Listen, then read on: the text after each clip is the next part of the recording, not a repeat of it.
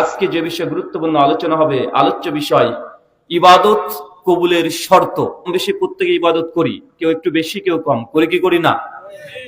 গোটা বিশ্ব জগতে যতগুলো ধর্ম আছে প্রায় ৪,৫০০ ধর্ম আছে। টাইমস অফ ইন্ডিয়া 2015 সালে পত্রিকা ইংরেজি ভাষায় 13 অক্টোবর পৃষ্ঠা নম্বর 19-এ ডান দিকের শেষে তার একটা আর্টিকেল ছাপিয়ে বলছে যে গোটা বিশ্ব জগতে ধর্মের সংখ্যা প্রায় ৪,৫০০। কতগুলো? আর এই ৪,৫০০ ধর্মের মধ্যে সবচেয়ে যে ধর্মের অনুসারী সংখ্যার দিক থেকে সবচেয়ে বেশি, সে ধর্মটির নাম কি? খ্রিস্ট ধর্মের অনুসারী, যারা গোটা বিশ্ব জগতে প্রায় 220 কোটি আছে। কত কোটি? 220 কোটি। আর পৃথিবীর দ্বিতীয় বৃহত্তর ধর্মের নাম হচ্ছে আমরা মুসলিম তথা ইসলাম ধর্মের অনুসারী। গোটা বিশ্ব জগতে লগভগ প্রায় 170 থেকে 180 কোটি আমরা মুসলিমরা আছি।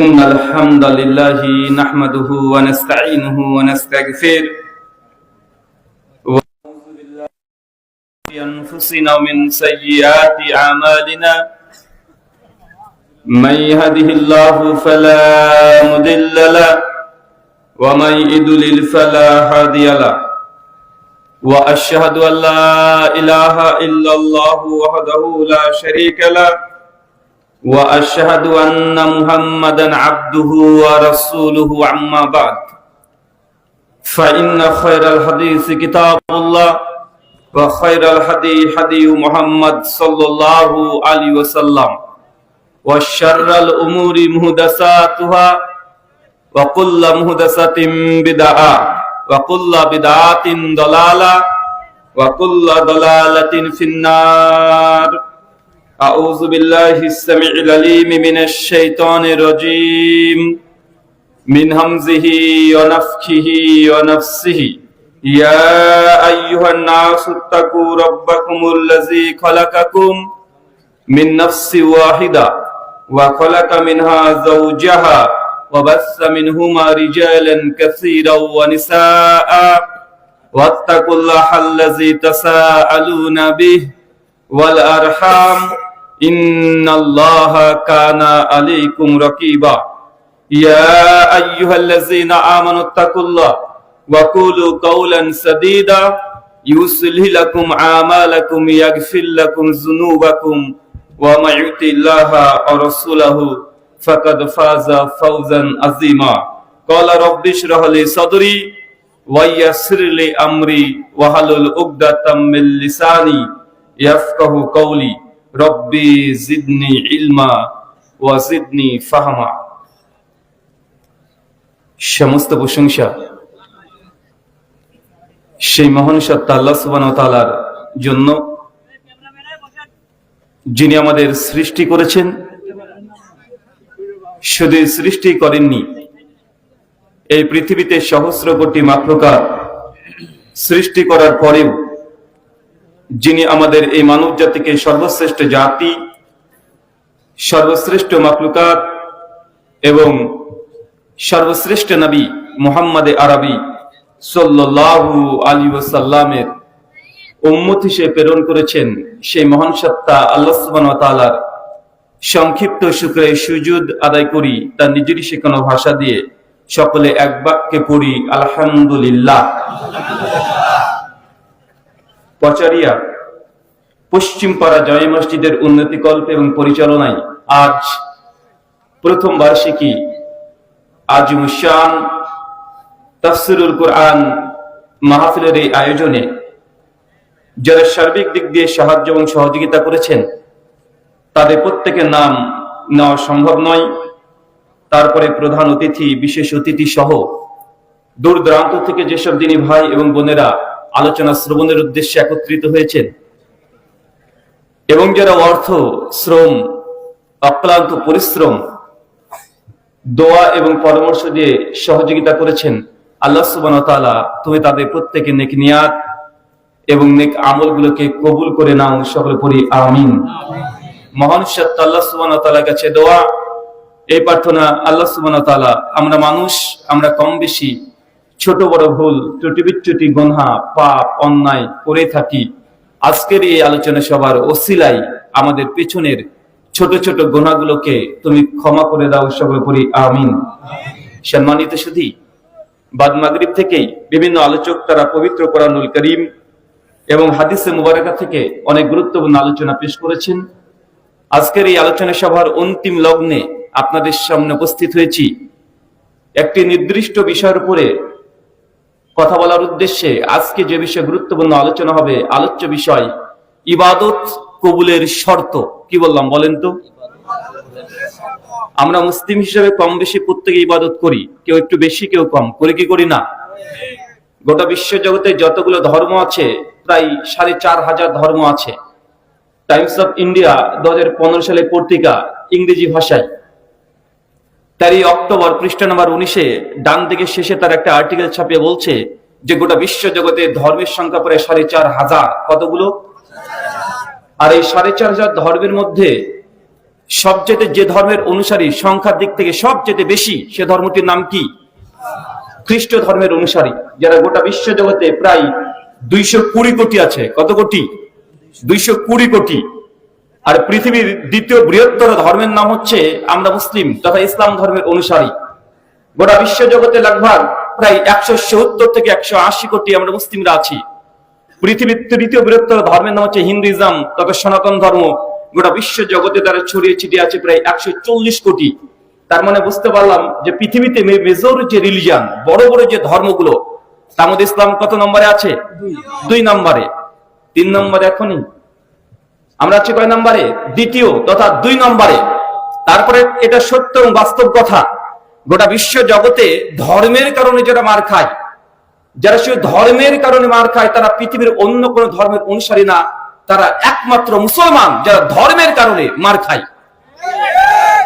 কখনো দেখবেন না কোন খ্রিস্টানরা ধর্মের কারণে মার খেয়েছে, কোন হিন্দুকে দেখবেন না তারা ধর্মের কারণে মার খায়।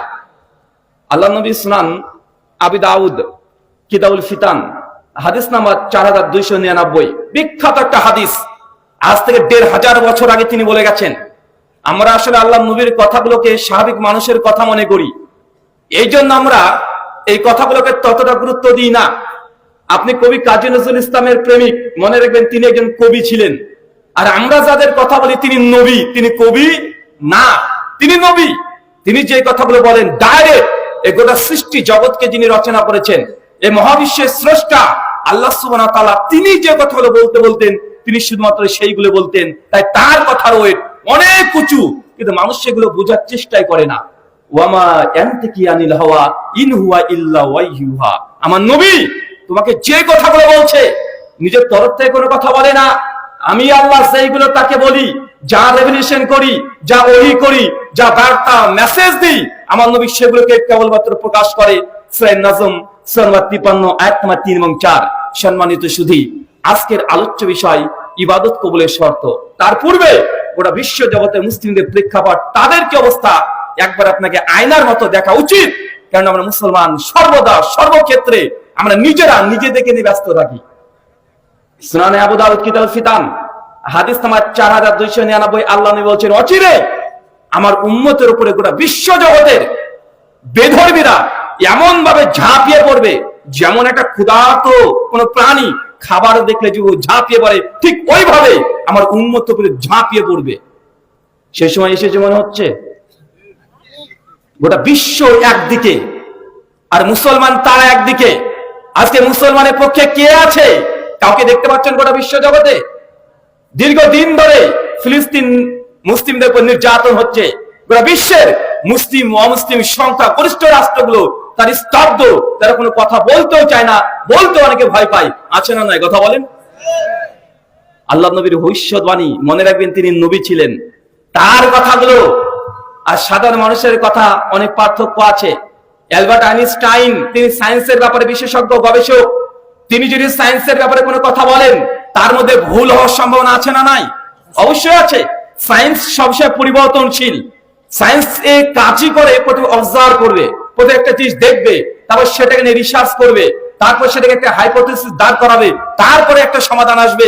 তো সায়েন্সের মধ্যে অনেক কিছু মত পরিবর্তন তারাও করেছে।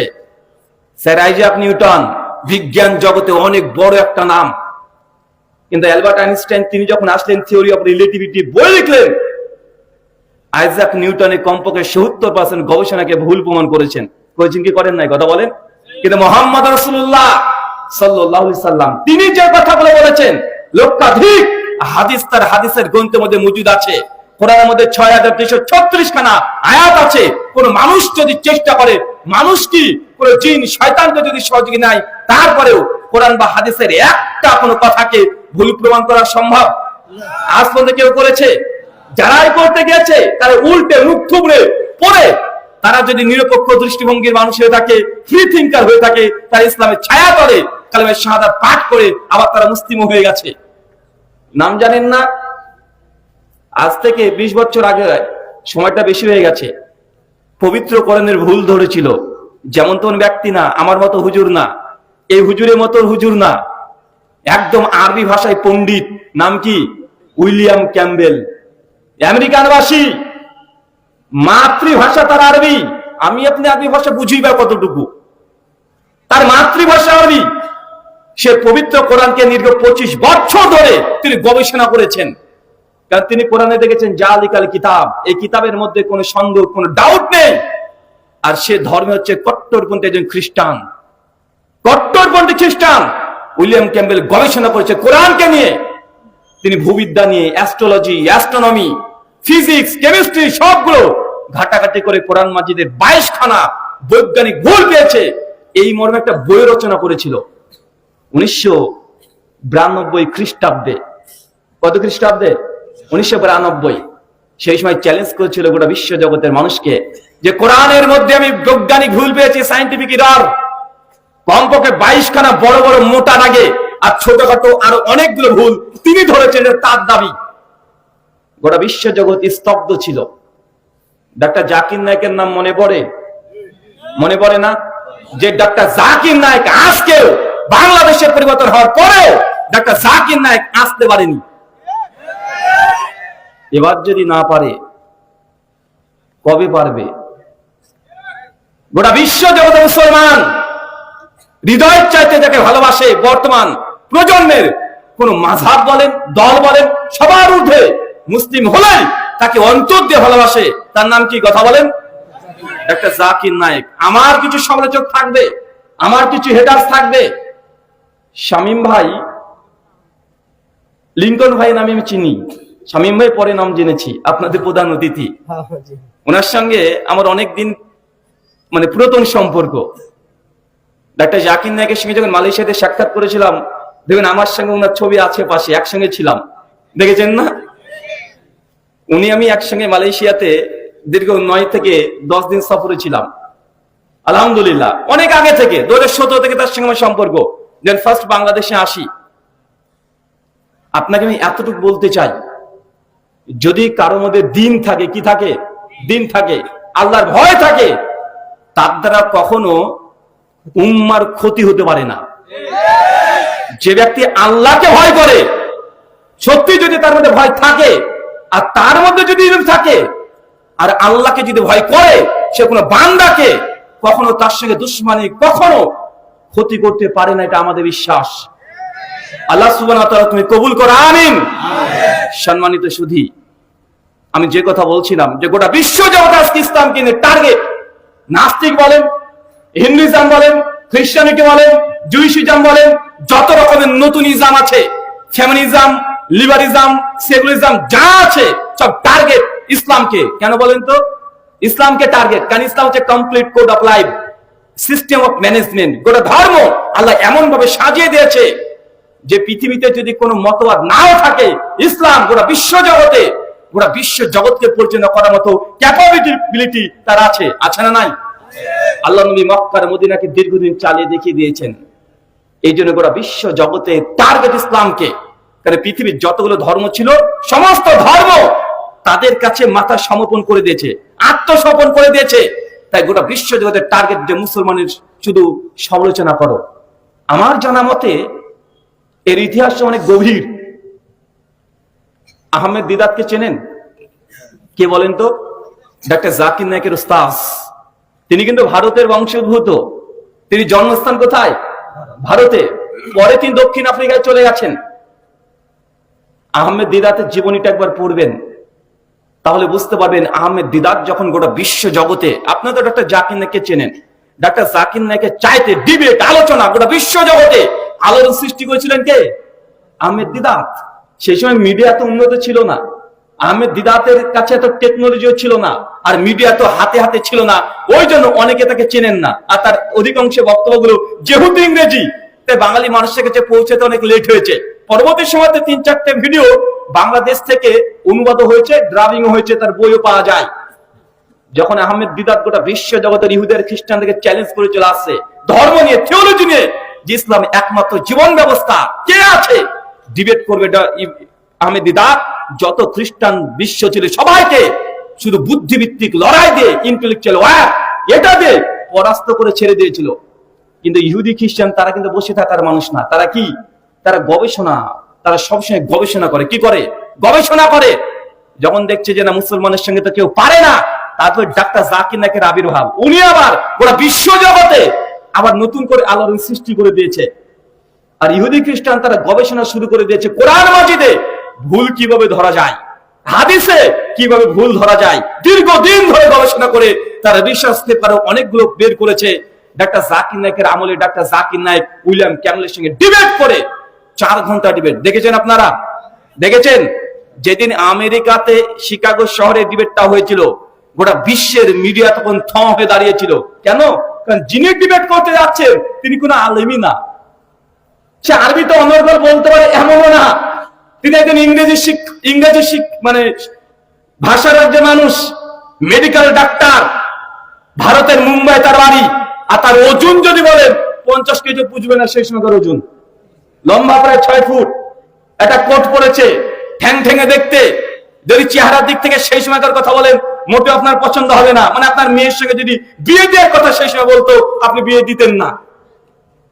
ডাক্তার জাকির নায়েক যাচ্ছে আমেরিকাতে, আর উইলিয়াম ক্যাম্বেল তার এত দাম্ভিক, এত সে বীর যে তার সঙ্গে কেউ পারবে না, কারণ সে আসলে নিজে গবেষণা করে পেয়েছে। উইলিয়াম ক্যাম্বেল নিজের খরচে আমেরিকার কমপক্ষে 6 থেকে 7খানা টিভি চ্যানেলে তাদের এই ডিবেটটাকে লাইভ চালানোর পরামর্শ চেয়েছিল ডাক্তার নায়েকের কাছে। ডাক্তার জাকির নায়েক উনিও তো কম না, উনি বলছে তুই যদি টাকা খরচ করে গোটা আমেরিকাবাসীকে দেখাতে চাস তো দেখা, সমস্যা কোথায়? কারণ ঘরের মধ্যে ডিবেট যখন হবে মানুষ ধরবে মাত্র 2 থেকে 2,500, আর গোটা আমেরিকাবাসী যদি লাইভ দেখে তারই খরচে, তো ভালো না মন্দ? এটা তো শোনাই সোহাগা। ডাক্তার জাকির নায়েক তার সঙ্গে সম্মতি দিয়ে ডিবেটে চলে গেছেন। তার সঙ্গে পাশে দেখবেন ডাক্তার জাকির নায়েকের সঙ্গে একজন বিশেষজ্ঞ বসেছিলেন, অনেকে ছিলেন না, তার নাম হচ্ছে জামাল বাদাউই। তিনি হচ্ছেন খ্রিস্ট ধর্মের উপরে তিনি একজন গবেষক, অনেক ডিবেট তারও আছে। সেই সময় উইলিয়াম ক্যাম্বেল প্রথম 40 মিনিট বক্তব্য দেয়, আর গোটা পৃথিবীর আলেম থেকে শুরু করে সবাই থ হয়ে দাঁড়িয়ে আছে। আর যখন বক্তব্য দিতে শুরু করেছে কোরআন মাজিদে ভুল ধরছে, সাধারণ যারা বিজ্ঞান পড়ছে, সায়েন্স পড়ছে, তারা বলছে ঠিকই তো বলছে, খ্রিস্টান লোকটা তো ঠিকই তো বলছে, এটা তো বিজ্ঞান মানে সায়েন্টিফিক এরর। মানুষ থতমত খেয়ে গেছে।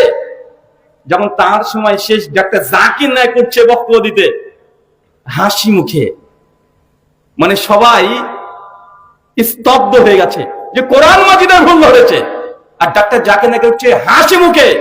আলোচনার প্রথম 15 মিনিট তিনি খুব সুন্দরভাবে আলোচনা করে কোরআন মাজিদের কমপক্ষে 10খানা যে সায়েন্টিফিক মিরাকেল, যে আজ থেকে 2000, 4000 বছর আগে, 1500 বছর আগে কোরআনে যা আছে, আধুনিক বিজ্ঞান আজকে সেগুলো আবিষ্কার করছে, কমপক্ষে 12 খানিক এরকম বৈজ্ঞানিক কিছু মিরাকেল ডক্টর জাকির নায়েক উপস্থাপন করেছিলেন। তারপরে তিনি দেখছেন সময় কম হাতে, মাত্র 25 মিনিট। উনি তখন বলছেন আমরা তো এতক্ষণ আলোচনা করলাম কোরআন নিয়ে, চলেন এবার আমাদের প্রতিপক্ষ যিনি আছেন উইলিয়াম ক্যাম্বেল, তাদের ধর্ম বাইবেল, এ বিষয়ে কি বলে। এই যে শুরু করলেন 25 মিনিট অস্ত্র। 25 মিনিটের মধ্যে বাইবেল থেকে 38খানা বৈজ্ঞানিক ভুল বের করে গোটা বিশ্বের মানুষের সামনে রেখে দিলেন। ডক্টর জাকির নায়েকের বিরুদ্ধে যতগুলো কোরআন মাজিদের বৈজ্ঞানিক ভুলের ব্যাপারে অভিযোগ করেছে ডক্টর জাকির নায়েক সবগুলোকে খণ্ডন করে গোটা বিশ্ব জগৎকে দেখিয়ে দিয়েছে কোরআন মাজিদে কোনো ভুল নাই। আজ পর্যন্ত কত নাস্তিক তারাও বলছে কোরআনে ভুল আছে। যখন যারা ডিবেট করতে পারে, ডিবেটারের সামনে আসলে তাদের অবস্থাগুলো দেখতে পান। আপনার বাংলাদেশে ছিল না একজন, নাম কি, ওই যে আশাদ, আমাদের আয়েশার বিবাহের বয়স নিয়ে অনেকগুলো অভিযোগ করেছিল না? এই তো গত বছর, তার আগের বছর তার সঙ্গে আমাদের ডিবেট হয়েছে প্রায় 3 ঘন্টা। 21খানা প্রশ্ন করেছি। 21খানা প্রশ্ন সবগুলো মায়ের দুধ মনে করে হজম করে রেখে দিয়েছে। আমি এই জন্যই বলেছি আগে থেকেই, ইসলাম এর যে দ্বীনুল হক, সত্য ধর্ম, যে এখানে আসবে সে বেঁচে যাবে, আর যে দূরে থাকবে তার কি অবস্থা হবে? ধূলিকণার মতো উড়িয়ে যাবে। আল্লাহ সুবহানাহু ওয়া তাআলা আমাদের বোঝার তৌফিক দান করে, আমিন। আল্লাহ নবী বলছেন যে আমার উম্মতকে চতুর্দিক থেকে বেদর্মীরা ঝাঁপিয়ে পড়বে। আজকে গোটা বিশ্বের সমস্ত শক্তি আজকে ইসলাম মুসলমানের বিরুদ্ধে তারা আঙ্গুল তুলছে। তুলছে কি তুলছে না?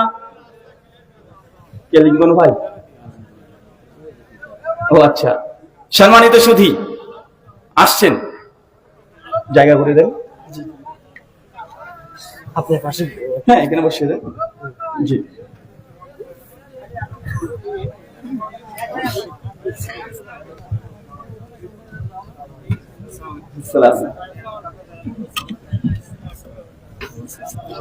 আসেন আসেন, বসেন, না এখানে আসেন আসেন।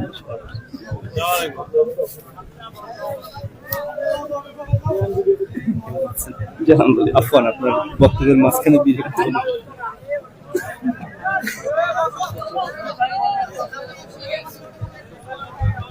শোনেন, লিঙ্কন ভাই আলোচনা করবেন, উনি কিন্তু জুমার খুতবাও দেয়, জানেন তো নাকি? সে জুমার খুতবা না, এরকম মঞ্চ যদি আমি ছেড়ে চলে যাই তা গোটা মঞ্চকে কাঁপিয়ে রাখতে পারবে। পারবে কি পারবে না? আর যারা চিনে না তারা ভাববে যে প্রধান বক্তা বেশ ভালোই আলোচনা করছে, কিন্তু এলাকার মানুষ তাই আপনি গুরুত্ব দিচ্ছেন না, অনেকে আছে, তাই না ভাইজান? কিন্তু মাশাআল্লাহ তিনি অনেক চমৎকার কোরআনুল কারীম এবং হাদিস মুবারক থেকে আলোচনা করে। আলোচনা শুনবো তো ইনশাআল্লাহ?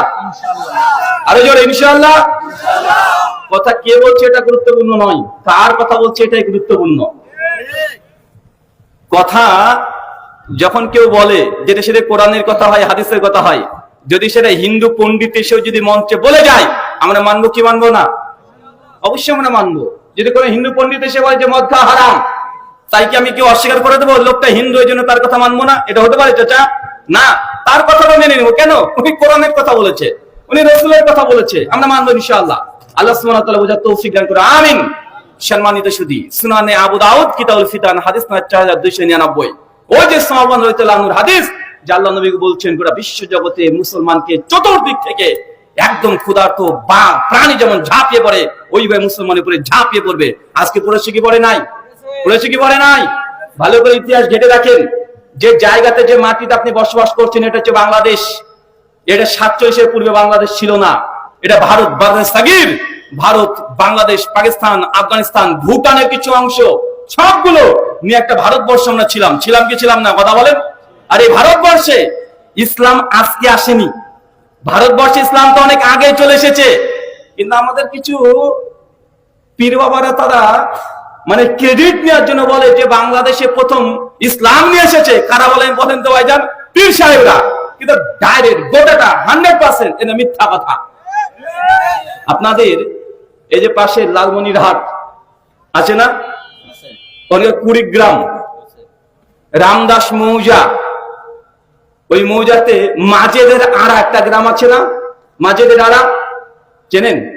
মাজেদের আড়া এখনই গুগলে সার্চ করেন।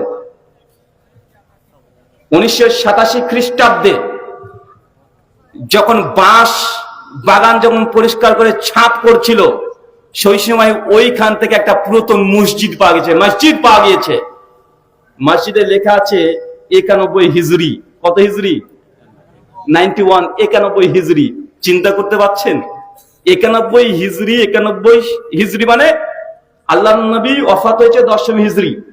সাহাবীরা তখন জীবিত ছিলেন। সর্বশেষ সাহাবীর নাম হচ্ছে আবু তুফাইল, 110 হিজরিতে মৃত্যুবরণ করেছেন। আর তার পূর্বে বাংলাদেশে যদি মসজিদ যদি প্রতিষ্ঠিত হয়ে যায়, তার মানে বুঝতে পারছেন বাংলাদেশে ইসলাম কত দিন আগে এসেছে। সাহাবীদের পিরিয়ডে এই বাংলার ভূমিতে, আমরা বাংলাতে কথা বলি, এই বাংলার ভূমিতে অলরেডি ইসলাম চলে এসেছে। এটা কি চারটেখানে মনে করলেন নাকি? বাঙালিদের আবেগ ধর্মপ্রাণ প্রথম থেকেই, তার সত্যকে গ্রহণ করতে কখনো পিছু পা হয় না। আর এদিকে ইসলাম আসার কারণও আছে, কারণ পাশে ব্রহ্মপুত্রা নদী আছে না নাই? কারণ আরবরা আগে থেকেই বাংলাদেশে আসতো। নবী যখন নবী না, তার আগে বাংলাদেশে আরবরা ব্যবসা করতে আসতো। কি করছে? ব্যবসা করতে। সহিহ বুখারী 5715, 18, 22 তিনখানা কমপক্ষে হাদিস আছে, নবীর জবান থেকে বের হয়েছে। আল্লাহর নবী বলছেন, একজন সাহাবী বলছে, ইয়া রাসূলুল্লাহ, আমার পায়ে জখম হয়েছে, খুব ব্যথা। আল্লাহর নবী বলছেন, তুমি ভারতের, ভারত বলতে তখন কি বাংলাদেশে অন্তর্ভুক্ত, কথা বুঝতে পারছেন? বাংলাদেশে অন্তর্ভুক্ত, পাকিস্তানে অন্তর্ভুক্ত। ওই যে হিন্দের, আল হিন্দ, হিন্দ মানে কি ভারত, বাংলাদেশ, পাকিস্তান সবগুলো। ওই যে আল হিন্দের চন্দন কাঠ ব্যবহার করো, এই চন্দন কাঠের 7খানা রোগের প্রতিষেধা। তো আমার নবীর জবান থেকে আমাদের ভূখণ্ডের নামে এসেছে কি আসে নাই, কথা বলেন? তা আল্লাহর নবী সেই সময়তেও তারাও জানতো যে আরবরা আগে থেকেই আপনাদের বাংলাদেশ, বিশেষ করে এই যে চট্টগ্রাম, অনেক বন্দর আছে না, আগে মানুষ ব্যবসা করতে কিসে আসতো? প্লেনে আসতো না, তার জলপথে আসতো তারা। আমাদের মুম্বাই, মাদ্রাজ, আপনাদের চট্টগ্রাম, যেমন তারা সিংহল মানে শ্রীলঙ্কা, চীনে যেত ব্যবসা করতে। আর আবি ওয়াকাস মানে সাদ বিন আবি ওয়াকাসের পিতা, তিনি চীনে যেতেন ব্যবসার সূত্রে। আর সেই সময়তে চট্টগ্রামে তাদেরকে নামতেই হতো। কেন? এত লম্বা পথ, তারা দীর্ঘক্ষণ সফর করতে পারবে না। নতুন করে খাবার নিতে হতো, নতুন করে বস্ত্র, মানে এখানে রেস্টের জন্য বাংলাদেশে থামতো। চট্টগ্রামে যেখানে যেখানে নদী, ওই সব জায়গাতে দেখবেন পুরাতন মসজিদ সবচেয়ে বেশি আছে। কেন? কারণ যখনই মুসলমানরা এসেছে, কিছুদিন থেকেছে, 1 মাস, 2 মাস, 3 মাস, একটা মসজিদ নির্মাণ করেছে। তো বাংলার ভূমি, আলহামদুলিল্লাহ, সাহাবীদের যুগ থেকে এই বাংলার ভূমিতে মসজিদ পাওয়া মানে এটা আমাদের সৌভাগ্যের ব্যাপার। সৌভাগ্যের ব্যাপার কি ব্যাপার নয়? আর এমনি তো মানে প্রচুর পরিমাণে এসেছে। 712 খ্রিস্টাব্দে মোহাম্মদ বিন কাসেম যখন সিন্ধ, বর্তমান পাকিস্তান, করাচি থেকে 50 কিলোমিটার দেবল বন্দরে, ওইখানে এসেছিলেন। আর আমাদের বাংলাতে প্রচুর পরিমাণে মুসলমান হচ্ছে ইখতিয়ার উদ্দিন মোহাম্মদ বখতিয়ার খিলজির আমলে 1204 খ্রিস্টাব্দে, 1202 তিনি আসেন, 1204, 5, 6 এই অঞ্চলগুলোতে মুসলমানরা তখন কি করেছিল? ক্ষমতা এবং পাশাপাশি ইসলাম ধর্মের প্রচার হয়েছে ওই সময়তে। তো আমরা মুসলমান এই জমিনে আজকে নয়, আল্লাহর নবীর জামানা থেকে আমরা আছি, আলহামদুলিল্লাহ। এটা আমাদের গর্ব, এটা অহংকার যে না, অন্ততপক্ষে আমরা হক গ্রহণ করতে বেশি পিছু পা হয়নি। অনেকে সত্য অনুসন্ধান করেও এখন সত্যর কাছাকাছি যেতে পারেনি, অনেকে ডিনাই করে দিয়েছে। আল্লাহ তুমি আমাদের সকলকে কবুল করো, আমিন। সম্মানিত সুধী, আলোচ্য বিষয় ইবাদত কবুলের শর্ত। চাচা বলেন তো ইবাদত কাকে বলে? বলেন, আমি খুব লম্বা আলোচনা করব না। বলেন ইবাদত কাকে বলে? আমরা সকলে একটা আয়াত কমন সবাই জানি, যে আল্লাহ আমাদের কোরআনে বলছে সূরা জারিয়াত নম্বর 51 আয়াত নম্বর 56, ওয়া মা খালাকতু জিন্না ওয়া ইনসা ইল্লা লিয়াবুদুন। ওয়া মা হচ্ছে নাফিস সেগা, অবশ্যই না, আমি আল্লাহ না, কখনোই না মানুষকে সৃষ্টি করতাম না, জিনকেও করতাম না। আল্লাহ হচ্ছে মানুষ জিনকে আমি সৃষ্টি করতাম না। এরপর তিনি ইল্লা দিয়ে কালামে হাসর তাগিদ দিচ্ছে, দিয়ে বলছে লিয়াবুদুন। কেন করেছি? শুধুমাত্র, কেবলমাত্র আমার ইবাদতের জন্য। কিসের জন্য? কথা বলেন। আল্লাহ কেন তৈরি করেছে আমাদেরকে? ইবাদত করার জন্য। ইবাদত তো আরবি ভাষা। এই ইবাদতের বাংলা মানে কি কে বলতে পারবেন? বলেন তো একজন। জি, কি বললেন? দাসত্ব করা। আর কে বলবেন? মাশাআল্লাহ, আব্দুন থেকে আসছে। তার মানে ইবাদত মানে গোলামি করা, দাসত্ব করা। দাস, কৃতদাস মানে বোঝেন? যখন আপনি কারো কৃতদাস, তখন আপনার নিজের কোনো ইচ্ছা চলবে না, আপনার মালিক যা বলবে তাই করতে হবে। ইচ্ছা মতো যা করবেন, এই অধিকার এখতিয়ার আপনার কাছে কেড়ে নেওয়া হয়। আপনি যখন নিজেকে মুসলমান দাবি করছেন, সেই সময়তে আপনি একজন আব্দ, আল্লাহর গোলাম। নিজের ইচ্ছা মতো কোনো কিছু করা যায় না। মুসলমান পায়ের ধাপটাও নিজের ইচ্ছে মতো ফেলতে পারে না। প্রমাণ দেখবেন। আচ্ছা, মসজিদে যখন প্রবেশ করেন কোন পাকে ঢোকে? বের হওয়ার সময়। আচ্ছা, বাথরুম ঘরে দেন, উল্টে গেল না? এখন আমি ইচ্ছে করলেও আপনি মসজিদে বাম পা দিয়ে ঢুকবেন, করতে পারবেন? কথা বলে। কারণ আপনি মুসলমান। পৃথিবীর অন্য ধর্মে এই নিয়ম কানুন গুলো পাবেন না। ইসলামের ছোট্ট থেকে ছোট্ট পর্যন্ত নিয়ম কানুন আছে, এটা কমপ্লিট কোড অফ লাইফ। এই জন্য আল্লাহ সুবহানাহু ওয়া তাআলা বলেছেন আল ইয়াউমা আকমালতু লাকুম দীনাকুম, আমি দ্বীন ইসলামকে মুকাম্মাল, পরিপূর্ণ, সম্পূর্ণ করে দিয়েছি। ওয়া আকমালতু আলাইকুম নিয়ামতি, এই দ্বীনের মধ্যে যত নিয়ামত দরকার, যত ভালো জিনিস দরকার, কল্যাণকর জিনিস দরকার, সবগুলো দিয়ে ইসলামকে পূর্ণ করেছি। তাই পা যে কোন ধাপ আগে ফেলবেন, এটা আপনি নিজের ইচ্ছা মতো ফেলতে পারবেন না, কারণ আপনি একজন গোলাম। আপনি কি কথা বলেন? আপনি একজন গোলাম, আপনি নিজের ইচ্ছা মতো পা ফেলতে পারবেন না। আমি এই কথা মাঝে মধ্যে বলি, পা ফেলা তো দূরের কথা, আপনার হাগু চেপেছে, মানে পটি চেপেছে, নিজের ইচ্ছা মতো পটি করতে পারবেন না। এটা হচ্ছে ইসলাম। একটা 5 স্টার হোটেলে গিয়েছেন, যান, সমস্যা নেই, হালাল খাবার হলে খেতে পারেন, ইসলাম নাজায়েজ বলেনি। টয়লেটে গিয়েছেন, দেখছেন কিবলার দিকে তার মুখ অথবা পেছন আছে, বলেন তো 5 স্টার হোটেল হোক, এই বাথরুমে এই পায়খানা আপনি ইউজ করতে পারবেন এখন? কেন? কিবলার দিকে মুখ পেছন থাকলে জায়েজ, কথা বলেন। আচ্ছা, আপনি এখন বাথরুম ঘরে আছেন, ফোনটা চলে এসেছে, ফোনটা ধরেছেন, কেউ সালাম দিয়েছে, এখন সালাম দিলে আপনি উত্তর দিতে পারবেন? কথা বলেন, উত্তর দিতে পারবেন? উত্তর দিতে পারবেন না। কেন? এটা ইসলাম। আচ্ছা, আপনি বাথরুম ঘরে ঢুকছেন, ঢোকার সময় দোয়া আছে না নাই? বের হওয়ার সময় দোয়া আছে না নাই? বাথরুম ঘরে যদি হাঁচি আসে, স্বাভাবিক পরিস্থিতিতে হাঁচি আসলে কি বলতে হয়? আলহামদুলিল্লাহ বলতে হয়। কিন্তু বাথরুম ঘরে যদি হাঁচি আসে, বলতে পারবেন? কথা বলেন, পারবেন না। সুনান আবু দাউদ কিতাবুত তাহারাত 26 নম্বর হাদিস, আল্লাহ নবী বলছেন 3টে জায়গাতে প্রস্রাব পায়খানা ফেরা যায় না। এক, যে জলাশয়ের পানি মানুষ ব্যবহার করে। অনেক দেখবেন গ্রামগঞ্জে আছে যে পুকুর আছে, ঘাট আছে, নদী আছে, ওখানকার পানি মানুষ ব্যবহার করে। কেউ দেখাচ্ছে ওখানে থালা বাসন মাজছে, কেউ গোসল করছে, আছে না নাই? কথা বলেন। আল্লাহ নবী বলছেন এই পানির মধ্যে প্রস্রাব পায়খানা এগুলো করা যাবে না, নিষেধ। মানে প্রস্রাব পায়খানা করবেন, তাও কোরআন মাজিদে হাদিসে নবী বলে গেছেন। আপনি চিন্তা করতে পারছেন? এটা আজকের দিনের মডার্ন ল নয়, 1500 বছর আগে।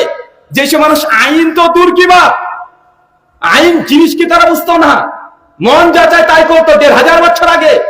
আজকের দিনে হ্যালোজেন লাইট দেখছেন, সেসব হারিকেনে কাঁচ আবিষ্কার হয় নাই, প্লেন তো দূরের কথা, সাইকেল একটা ভল্টি আবিষ্কার হয় নাই। ওই যুগ আপনি একটু কল্পনা করেন, চতুর্দিকে শুধু মরুভূমি, কয়েকটা শুধুমাত্র খেজুর গাছ। এই মরুভূমির মধ্যে একজন মানুষ কত দূরদর্শিতা নিয়ে তিনি এই কথাগুলো বলছেন। কেননা এগুলো তার কথা নাই, পরোক্ষভাবে এটা আল্লাহর কথা। কার কথা? এটা আল্লাহ সুবহানাহু ওয়া তাআলার কথা। ইসলাম এটাই। ইবাদত মানে দাসত্ব করা। শাইখুল ইসলাম ইবনে তাইমিয়া রাহিমাহুল্লাহ বলছেন, ইবাদতের যে লুগাত আল মানা, শরঈ অর্থে ইবাদত হচ্ছে আল্লাহ সুবহানাহু ওয়া তাআলাকে খুশি করার জন্য, আল্লাহকে কেবল খুশি করার জন্য। আল্লাহ যা আদেশ করেছে তা গ্রহণ করা। 2, আল্লাহ যা নিষেধ করেছে এটাকে ছেড়ে দেওয়া। এই দুটোই হচ্ছে ইবাদত। কথা কি বুঝতে পারলেন? আল্লাহ যা আদেশ করেছে, আকিমিস সালাহ, নামাজ পড়ো, নামাজ পড়ছেন, ইবাদত করছেন। ওয়াতুজ যাকাত, যাকাত দিতে বলছে আল্লাহ, যাকাত দেবেন, আল্লাহর ইবাদত হচ্ছে। হজ করতে বলেছে, ইবাদত। এই যতগুলো আদেশ আছে সবগুলো পালন করবেন, এগুলো ইবাদত। তো এটা ইবাদতের অর্ধেক রূপ। বাকি অর্ধেক রূপ কোনটা বলেন তো? যেটা নিষেধ করেছে। কি কথা বলেন? নিষেধ করেছে। আপনি জানেন আপনার টাকা পয়সা বেশি নেই, আপনি এটাও জানেন গ্রামগঞ্জে অনেকে সুদের টাকা দেয়। আপনি জানেন আপনার স্ত্রীকে সঙ্গে নিয়ে যদি যান, ওই ব্যাংকে যদি যান 10,000 টাকা 20,000 টাকা দেবে, সুদের সঙ্গে যুক্ত। কিন্তু আপনি বলছেন ইন্নী আখাফুল্লাহ, নিশ্চয়ই আমি আমার রব আল্লাহকে ভয় করি। আল্লাহ সুবহানাহু ওয়া তাআলা সুদকে হারাম করেছে। সূরা বাকারা 275 নম্বর আয়াতে আল্লাহ জানিয়ে দিয়েছে যে সুদ খাবে সে আল্লাহ আর তার রাসূলের বিরুদ্ধে যুদ্ধ ঘোষণা করলো। আপনি যদি বলেন ইন্নী আখাফুল্লাহ, আমি আমার রব আল্লাহকে ভয় করি, না খেয়ে মরে যাব, তারপরে সুদযুক্ত অর্থনীতির মধ্যে যাব না, এটা দূরে আছেন, বলেন তো এটা ইবাদত কি ইবাদত নয়? এটা ইবাদত। শোনেন, সালাত আদায় করার চাইতেও আল্লাহ যেগুলোকে নিষেধ করেছে সেগুলো নিষেধকে মেনে চলা, এটা বড় ধরনের ইবাদত। আল্লাহ সুবহানাহু ওয়া তাআলা জান্নাতে আদমকে বলেছে, গোটা জান্নাত তোমার, যাও, যা মন চায় খাও, পান করো, এনজয় করো, গোটা জান্নাত তোমার। শুধু একটাই নিষেধ করেছে, হারাম ছিল একটাই জান্নাতে। কয়টা? একটা, গাছের কাছে যাবে না। তো গাছের কাছে গিয়েছে কি যায় নাই? তার মানে আল্লাহর আদেশগুলো পালন করা খুব বেশি কঠিন নয়, মানে আল্লাহ নিষেধগুলোকে মেনে নেওয়া এটা অধিক কঠিন এবং কষ্টকর, এবং মানুষ এখান থেকেই বেঁচে থাকতে পারে না। যেমন নামাজ পড়াও যেমন ইবাদত, সুদ থেকে দূরে থাকাও ইবাদত। সমাজে ঘুষ আছে? আছে মানে হুজুর বলেন কি 100তে 100 নাম্বার পেয়েছে, তাও তো চাকরি দেয় না ঘুষ না হলে। এমন নেতা মন্ত্রী এমপি আছে না নাই? আছে না নাই? অনেকে তো আছে যে একবার যদি এমপি পদে দাঁড়িয়ে যায়, আর যদি একবার হয়ে যায়, ভাবছে 5 বছর পর কি না জানি হয়ে যায়। যা আছে সবগুলো এখন যত পারা যায় গোটা মানে এলাকার টাকা, গোটা ব্লক তো দূর কি বা গোটা জেলার টাকা নিজের ব্যাংকের মধ্যে পুরে রেখে দেয়। আছে না নাই? কথা বলেন, আছে না নাই? আছে। কিন্তু কারোর মধ্যে যদি ভয় থেকে যে ঘুষ খেলে কি হতে পারে, ভাই বলেন তো, সে ঘুষ খাবে কখনো? কখনো ঘুষ খেতে পারে? কারণ আল্লাহর ভয় থাকলে মানুষ গোটা বিশ্ব জগতে শান্তি প্রতিষ্ঠিত হতে পারে। আল্লাহ সুবহানাহু ওয়া তাআলা আমাদের বোঝার তৌফিক দান করে, আমিন। সম্মানিত সুধী, আল্লাহর আদেশ পালন করা যেমন ইবাদত, আল্লাহ যা নিষেধ করেছে দূরে থাকা, করবেন না, এটাও ইবাদত। অনেক ক্ষেত্রে আছে কি জানেন, কোনো কাজ করছেন না, কিছু না করলেও শিরিক হয়। শিরিকের তো অনেকগুলো ক্যাটাগরি শুনেছেন, যে মানতা আল্লাহ কাতাই মাদান ফাকাদ আশরাক, যে ব্যক্তি তাবিজ করেছে সে শিরিক করেছে। জামে তিরমিজি 2072 নম্বর হাদিস, জানা আছে না নাই? কথা বলেন, আছে না নাই? কেউ যদি গণকের কাছে যায় তার 40 দিন ইবাদত কবুল হবে না। কেউ যদি গণকের কাছে যায় নবীর রিসালাতকে সে অস্বীকার করে দিল। এই হাদিস জানা আছে না নাই? আছে না নাই? আছে। কিন্তু এমন কিছু আছে আপনি কিছু না করলেও শিরিক হয়, মানে কিছু করলে তো শিরিক হয়। মান হালাফা গায়রিল্লাহ ফাকাদ আশরাক, যে ব্যক্তি আল্লাহ ব্যতীত কারো নামে কসম করেছে সেও শিরিক করেছে। আল্লাহকে ছাড়া আপনি বলছেন মাইরি আমি এই কাজটা করিনি, শিরিক করেছেন। দুই চোখের গিরি, শিরিক। ছেলের মাথায় হাত দিয়ে কসম, শিরিক। মসজিদে উঠে কসম, শিরিক। কথা কি বুঝতে পারছেন? আল্লাহর নবী সুনান তিরমিজি হাদিস নাম্বার 1524 বলছেন, মান হালাফা গায়রিল্লাহ ফাকাদ আশরাক, যে ব্যক্তি আল্লাহ ব্যতীত অন্য কারো নামে কসম করেছে সেই শিরক করেছে। আপনি যদি কোরআন মাজিদের একদম কোরআন মাজিদকে ধরে যদি কসম কাটেন তাও শিরক হবে। কেন? কারণ যে কোরআন মাজিদ আমাদের কাছে আছে কাগজের, এটা খালিক নামা, এটা কি সিফাত না মাখলুক? এই কাগজ তো পুরোটাই আল্লাহর সৃষ্টি না? কিন্তু আপনি যদি কসম কাটতে চান কি বলে কসম কাটবেন? আল্লাহর কোরআনের কসম। কি বলবেন? আল্লাহর কোরআনের কসম। কোরআনটা আল্লাহর সিফাত, এটা কি আল্লাহর ইলম। আল্লাহর ইলম, যেমন আমি রাহুল আর আমার ইলম, আমার ইলম ছাড়া আমি কি পূর্ণ? কথা বলে না। আল্লাহ সুবহানাহু ইলম হচ্ছে কোরআন। যদি কসম কাটতে হয় ডাইরেক্ট আল্লাহর কসম। আর পরোক্ষভাবে কসম কাটলে আপনি বলতে পারেন যে কাবার রবের কসম, আল্লাহর কোরআনের কসম, এগুলো জায়েজ। কিন্তু বাকি যত কসম কাটা হয়, বিশেষ করে আমার মায়ের এই ব্যাপারে উস্তাদ, একটু যদি স্বামী 19-20 বলেও দেয় তোমার ছেলে মাথায় হাত দিয়ে কসম কাটছি, মাথায় হাত দিয়ে কসম কাটছি, মসজিদে উঠে কসম কাটবো, তোমাকে মিথ্যাবাদী বললে? ভাই এমন আছে না নাই? কথা বলেন। আর এটা শিরক। মানুষ এখন এই শিরক গুলো বুঝতে পারেনি, অনেকগুলো শিরক আছে। আচ্ছা, কে কে সকালবেলায় দোকান খুলেন, ব্যবসায়ী কে কে আছে একটু হাত তোলেন তো। ব্যবসায়িক মাশাআল্লাহ অনেকে আছে, হাত নামান। আচ্ছা, সকালবেলাতে ধূপকাঠি জ্বালান? এর সচেতন হয়ে গেছে। ধূপকাঠি আমরা অনেকে জ্বালাই না ভাইজান? এবং ধূপকাঠি জ্বালিয়ে ভিতরে কি ফিল করেন আপনি? আপনি ধূপকাঠি জ্বালাচ্ছেন, একদম 3খানা ধূপকাঠি নিয়েছেন বা 5খানা নিয়েছেন, দোকানে এই মাথায় একবার যান, ওই মাথায় একবার যান, ক্যাশ বাক্সতে একবার দিয়ে দেন, কপালে একবার, পায়ে একবার, কত কি। কেন? আপনি ভাবছেন যে ধূপকাঠি দিলাম এখন কাস্টমার বেশি আসবে। মনে হয় কি হয় না? কথা বলেন। আপনার ভিতরে ডুপ্লিকেট ইলাকে ঢুকিয়ে রেখেছেন। আরে ধূপকাঠি আপনার দোকানের কাস্টমার একটা বৃদ্ধি করতে পারবে? কথা বলেন, সম্ভব? এটা আসলো কোথা থেকে? ওটা আমাদের কাছ থেকে এসেছে, আপনারা গ্রহণ করে নিয়েছেন। কারণ ধূপকাঠি তৈরি কি দিয়ে? সাধারণত গোবর থেকে। কি থেকে? গোবর থেকে। আমাদের হিন্দু সনাতনী দাদারা মনে করে যে গো মাতা, গো হচ্ছে ভগবান, হচ্ছে মাতা, এর গোমূত্র সবগুলো, এর দুধ ঘি পঞ্চগর্ভ বলা হয়, পঞ্চগর্ভ সবগুলো পবিত্র। তাই তারা গরুকে মা মনে করে, গোবরকে তারা পবিত্র জিনিস মনে করে। তো সকালবেলায় তারা ধূপকাঠি দিয়ে ঘুরিয়ে নিয়ে বেড়ায় যেন তারা বরকত হাসিল করতে পারে। তা আপনি কি গরুকে মা মনে করেন? তা আপনারা অনেকে দেন কি দেন না? কথা বলেন।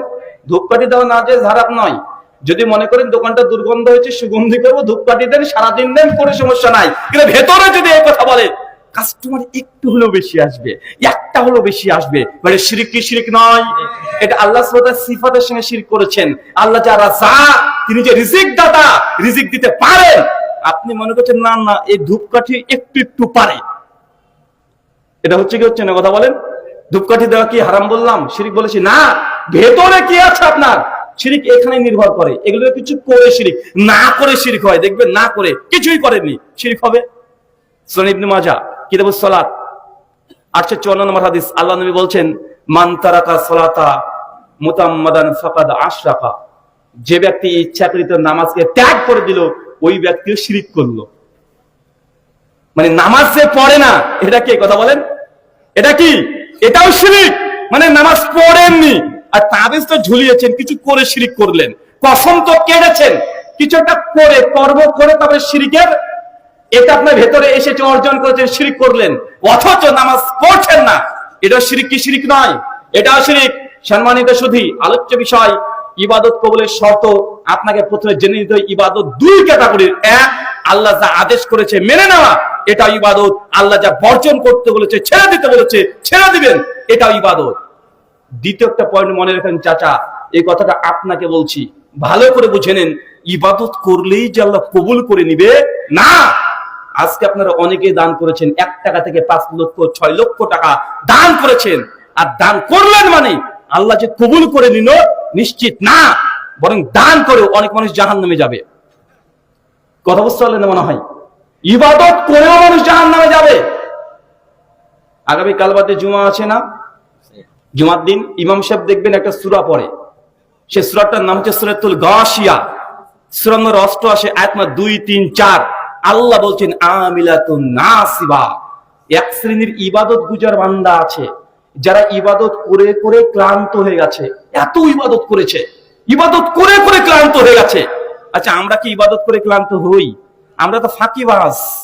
ইমাম সাহেব যদি জামাতে নামাজ পড়ে একটু যদি বড় কিরাত ধরে, আমাদের ভেতরটা আনচানি ধরে যায় কখন শেষ করবে, আর মনে মনে ইমামকে গালও দেন, এই ইমাম সাহেব আপনার নাই কাজ নাই, আমি দোকানদার মানুষ, এত লম্বা নামাজ পড়াবেন কেন? ও ভেতর থেকে রাগ করে। এমন আছে না? নাই? আরে আছে। ইমাম যদি সিজদাতে গিয়ে একটু বেশিক্ষণ তাসবিহ পাঠ করে, মুসল্লি ভাবছে কি ব্যাপার, ইমাম উঠে না কেন? ইমামকে হার্ট অ্যাটাক করলো নাকি?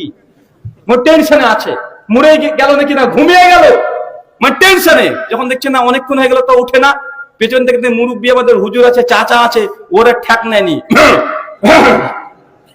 মানে ইমামকে যেতে বেলা হয়েছে, এখন ওঠ, এতক্ষণে কি আছে? বেমন আছে না? নাই? কথা বলেন। যারা তো ইবাদতে অলস্যতা করবে তারা তো ওয়াইল নামক জাহান্নামে যাবেই। সূরা মাউনের মধ্যে আপনারা সকলেই জানেন।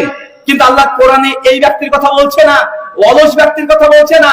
আমিলাতুন নাসিবা, ইবাদত করে করে ক্লান্ত হয়ে গেছে, অনেক ইবাদত। কোথায় যাওয়ার কথা? জান্নাত। আল্লাহ বলছে তাসলা নারান হামিয়া, আমি আল্লাহ তারপরে ওই ব্যক্তিকে ধরে জাহান্নামে নিক্ষেপ করে দেব। চিন্তা করেন, আল্লাহর কোরআনের কথা। আমি তো বাংলাতে অনুবাদ করলাম জাস্ট। আল্লাহ হচ্ছে ইবাদত করে করে ক্লান্ত হয়ে গেছে, তারপরে ব্যক্তিকে ধরে আমি আল্লাহ জাহান্নামে নিক্ষেপ করব। মানে ইবাদত করে মানুষকে জাহান্নামে যেতে হবে, এটা নিশ্চিত জেনে রাখেন। তাই ইবাদত করলেন মানে আল্লাহ কবুল করে নিয়েছে, এই কনসেপ্ট ভেতর থেকে বাদ দিয়ে দেন, নচেত ইবাদত আপনাকে জাহান্নামে নিয়ে চলে যেতে পারে। মিশকাত হাদিস না 212, সুনান ইবনে মাজাহ হাদিস না 228, সনদ সহিহ। শেখ আলবানী, শেখ শুআইব আরনাউত দুজনই সহিহ বলেছেন। আল্লাহ নবী বলেন কিয়ামতের মাঠে 3 শ্রেণীর মানুষকে আল্লাহ প্রথম তুলবেন, তার মধ্যে একজন দানবীর। মানে আমরা কারা? কথা বলেন। দানবীর। আল্লাহ প্রশ্ন করবে ডাইরেক্ট কিয়ামতের ময়দানে, তোকে দুনিয়াতে অনেক টাকা দিয়েছিলাম, কি করেছিলি? ও গর্ব করে বলল, আল্লাহ তুমি যখন আমাকে টাকা পয়সা দিয়েছিলে, ধন দৌলত দিয়েছিলে, আমি মানুষকে দান করতে করতে আমি নিজে নিঃস্ব হয়ে গেছি, আমার সমস্ত টাকা মানুষকে আমি দিয়ে দিয়েছি। আল্লাহ বলবেন আনতা কাযাবতা, তুই মিথ্যা কথা বলছিস, তুই তো আমাকে খুশি করার জন্য দান করিসনি, আর তুই তো দান করেছিলিস।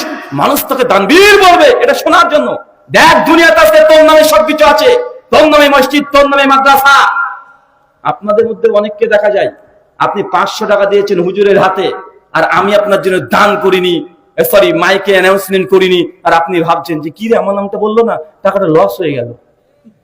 মানে টাকা যে দান করেছেন আমি বলিনি, আপনি শান্তি পাচ্ছেন না, আত্মা তৃপ্তি পাচ্ছে না, মনে হচ্ছে টাকাটা মানে আর 2 মিনিট পরে দিলে হতো, হুজুর আমার সঙ্গে বলবো না, মানে ভেতরে আপনি শান্তি পাচ্ছেন না। এমন আছে না? নাই? কথা বলে।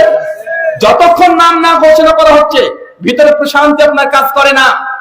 আমিলাতুন নাসিবা, মানুষ ইবাদত করার পরেও কোথায় যাবে? কথা বলে জাহান্নামে। আল্লাহ বলছেন আনতা কাযাবতা, তুই দান তো ঠিকই করেছিস, তুই মিথ্যা কথা বলছিস, তুই দান করেছিলিস, মানুষ তোকে দানবীর বলবে এটা শোনার জন্য। ফেরেশতা একে ধরে জাহান্নামে নিক্ষেপ করো। সংসার বিকৃত ফেরেশতা এসে তাকে টেনে হিসড়ে নিয়ে গিয়ে জাহান্নামে উল্টো করে ফেলে দিচ্ছে। চাচা বলেন তো কাকে জাহান্নামে ফেলা হচ্ছে? দানবীর। আমার মতো আপনার মতো না, দান করতে করতে সে নিঃস্ব নিজে হয়ে গেছে, এত বড় দানবীর। অথচ আল্লাহর নবী এই মুখ দিয়ে বলেছে সাদকাতু বুরহান, শোনো দান হচ্ছে দলিল। জান্নাতের সামনে থাকবেন, ফেরেশতা বলবে কোথায় যাও? জান্নাত। আর দলিল কোথায়? আপনি সেদিন বলবেন যে এই দেখেন, এই দেখেন, এটা হচ্ছে দলিল। জান্নাতের দলিল হচ্ছে দান। কি কথা বলেন? দান করে জান্নাতের সার্টিফিকেট পাওয়া যায়। দানের অনেক পাওয়ার, এমন কোন পাওয়ার নাই যে দানের দ্বারা সেই পাওয়ার সেই কাজ হাসিল করা যায় না। দুনিয়াতেও পাওয়া যায়, আখিরাতেও পাওয়া যায়। দান হচ্ছে জান্নাতের দলিল। বুখারী মুসলিমের একাধিক হাদিস, আল্লাহ নবী বলেছেন কোন মানুষ যদি দান করে, কবর যখন আযাব দিতে আসবে, চাপ দিতে আসবে, দান তখন ঢালের মতো রূপ ধারণ করে তাকে রক্ষা করার চেষ্টা করবে। দান হচ্ছে জাহান্নামের আগুনকে নিভিয়ে দেয়। দান হচ্ছে কিয়ামতের মাঠে আরশের নিচে মানুষকে আশ্রয় দিবে। সহিহ বুখারী 607 নম্বর হাদিস। দানের কোথায় ক্ষমতা নাই? আব্দুল্লাহ ইবনুল মুবারক রাহিমাহুল্লাহ 181 হিজরিতে মৃত্যুবরণ করেছেন। তার একটা পরিচয়, ইমাম আবু হানিফা রাহিমাহুল্লাহ ছাত্র। তার কাছে একটা ছাত্র বেশ কিছুদিন পড়াশোনাতে আসেনি, তাকে জিজ্ঞাসা করছে কি সমস্যা তোমার, আসনি কেন? বলছে আমার একটা পাইপ ফোড়া উঠেছে, দীর্ঘদিন ধরে আমি কষ্ট পাচ্ছি, তার জন্য আসতে পারি না ওস্তাদ। অনেক হাকিম কবিরাজ দেখিয়েছি, অনেক ট্রিটমেন্ট নিয়েছি, সুস্থ হয় নাই। ইবনুল মুবারক রাহিমাহুল্লাহ তখন বলছে তুমি দান করে যাও, বেশি বেশি দান করো, দান করো, তুমি সুস্থ হয়ে যাবে। তার ছাত্র কিছুদিন পরে দান করা শুরু করে দেয়, প্রতিদিন সে দান করতে শুরু করে দেয়। কিছুদিন পরে এসে দেখছে যে পা মনে হচ্ছে না যে কোনো ক্ষত চিহ্ন আছে।